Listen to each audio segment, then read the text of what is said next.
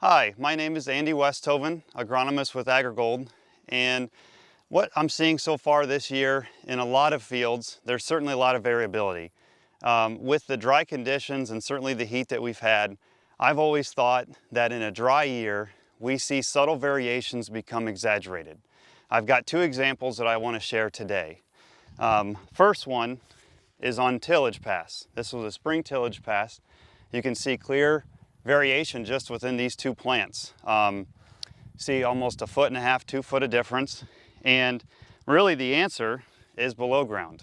So what we did is dug these plants up to investigate really what the story below ground is telling us. So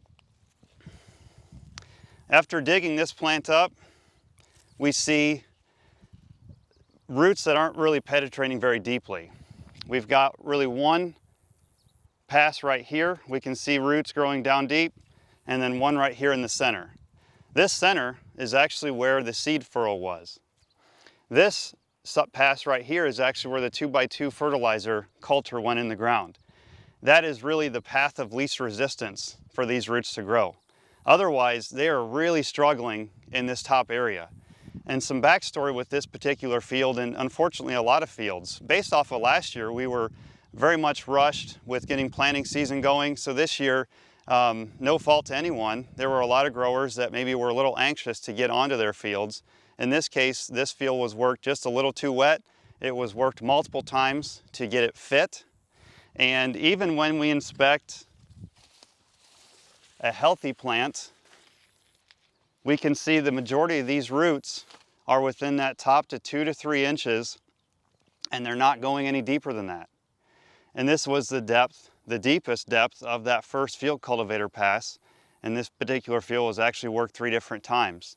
So the problem was really getting on these fields when they were too wet, helping them dry out. Again, really no fault, just kind of a reaction based off of last year and some other wet seasons that we've had. So this is something that we can certainly learn from. These are fields that have exhibited stress earlier and quicker than other fields in the area, that maybe those growers waited a few more days to let that naturally dry out and then work their soils. These plants are showing some nitrogen stress on the lower leaves. They're starting to fire. They're also, in the heat of the day, they're rolling up tighter earlier and longer throughout that day than maybe some of the neighboring fields. So those are just some of the instances or examples that we can probably try to learn from for future seasons. Another example, so the first one was tillage pass. The second one is actually fertility based. And this is, so the first few plants that were taken from West Central Ohio, these plants were taken from my home area in further northwest Ohio. And what I'm showing here is the difference between sulfur application and non-sulfur application. So this plant here on the left actually had no sulfur applied, and this is on some pretty sandier soils. And we typically see a lot of sulfur stress early on, maybe V5, V6 corn, and generally it grows out of it.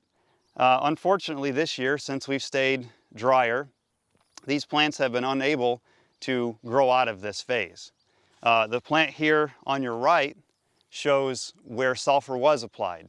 Particularly had maybe 35 to 40 pounds of sulfur, where this one on the left had 0. You can still see in some of these lower plants, lower leaves, some of the yellowing, some of the striping that happens from sulfur stress, sulfur deficiency. And this plant was green all the way throughout. I actually already pulled off the ears and did just kind of a kernel count. And just off these two plants, I actually observed a 40 bushel difference. 40 bushels. That's where I say subtle variations become exaggerated. On a normal year, I wouldn't expect to see maybe 5 or 10. This year being as dry as we are, that's one of the variations and differences we're seeing. If you're observing any of these kind of symptoms in your field, or maybe some other variation, feel free to reach out to your local key account specialist with AgriGold. We'd be more than happy to help walk those fields and diagnose the problem to help alleviate future problems.